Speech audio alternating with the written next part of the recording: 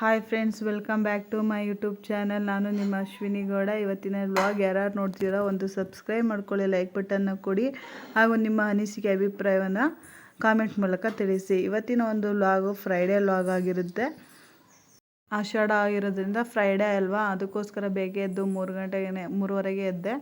ಹಾಗೆ 5:30 ಹೊತ್ತಿಗೆಲ್ಲ ಪೂಜೆ ಮಾಡೋಣ ಅಂತ ಹೇಳಿ ಸ್ನಾನ ಮಾಡಿಕೊಂಡು ಮನೆಯೆಲ್ಲ ಕ್ಲೀನ್ ಮಾಡಿ ಹಾಗೆ ಪೂಜೆ ಶುರು ಮಾಡಿದೆ.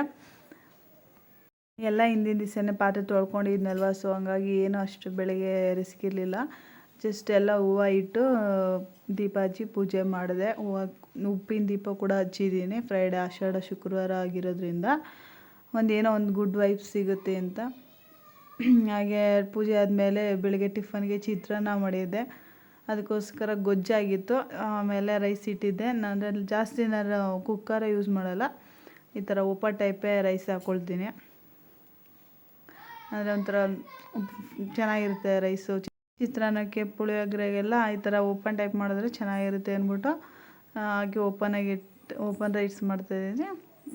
ಇವತ್ತು ನನ್ನ ಮಗನ ಲಂಚ್ ಬಾಕ್ಸ್ ಸ್ನ್ಯಾಕ್ಸ್ ಬಾಕ್ಸ್ಗೋಸ್ಕರ ವಾಟರ್ ಮೆಲನ್ ಕಟ್ ಮಾಡಿ ಇಡೋಣ ಅಂತ ಎತ್ತಿಟ್ಟಿದ್ದೀನಿ. ಹಾಗೆ ರೈಸ್ ಆಗಲಿ ಅಂದ್ಬಿಟ್ಟು ವೆಯ್ಟ್ ಮಾಡ್ತಾಯಿದ್ದೆ. ವಿಳ್ಯದೆಲ್ಲ ಇಟ್ಟಿದೆ. ಈಗ ಸ್ವಲ್ಪ ಚಿಗುರುತ್ತಾ ಇದೆ. ಆಲ್ಮೋಸ್ಟ್ ಮನೆಯೆಲ್ಲನೂ ಕ್ಲೀನ್ ಮಾಡಿ ಪೂಜೆ ಮಾಡಿದ್ದೆ. ಹಾಗೆ ಎಲ್ಲ ಒಂಥರ ಫ್ರೈಡೇ ಏನೋ ಒಂಥರ ಗುಡ್ ವೈಬ್ಸ್ ಥರ ಫೀಲ್ ಆಗುತ್ತೆ.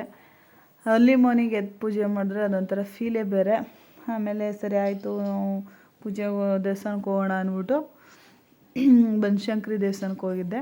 ಆವತ್ತಿನ ದಿನ ಸರಿ ರಶ್ ಇರುತ್ತಲ್ವ, ಬೇಗ ಹೋಗಿ ಬಂದುಬಿಡೋಣ ಅಂದ್ಬಿಟ್ಟು 8-8:30 ಹೊತ್ತಿಗೆಲ್ಲ ಒಂದು ಸ್ಕೂಲ್ಗೆ ಕಳಿಸಿ ಹೊರಟೆ. ನಿಂಬೆಹಣ್ಣು ದೀಪ ಹಚ್ಚೋಣ ಅಂದ್ಬಿಟ್ಟು ನಾವು 8:30 ಹೊತ್ತಿಗೆಲ್ಲ ಅಲ್ಲಿದ್ನ.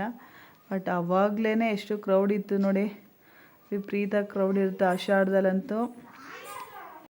ಸರಿ ಬೆಳಗ್ಗೆನೇ ಹೋಗಿ ಪೂಜೆ ಮಾಡ್ಕೊಂಡು ಬಂದ್ಬಿಡೋಣ ಅಂತ ಹೋದೆ. ಹಂಗೆ ಅಲ್ಲಿ ಪೂಜೆ ಆದಮೇಲೆ ಪಕ್ಕದಲ್ಲೇ ರಾಮನ ದೇವಸ್ಥಾನ ಇತ್ತು.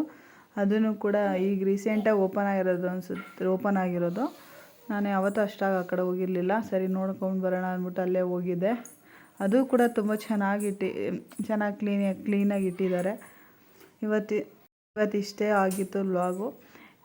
ಯಾರು ಹೊಸ್ದಾಗಿ ನೋಡ್ತೀವಿ ಸಬ್ಸ್ಕ್ರೈಬ್ ಮಾಡ್ಕೊಳ್ಳಿ. ಹಾಗೆ ನೀವು ವಿಡಿಯೋ ಇಷ್ಟ ಆಗಿರೋ ಒಂದು ಲೈಕನ್ನು ಕೊಟ್ಟು ಪ್ರೋತ್ಸಾಹ ಕೊಡಿ.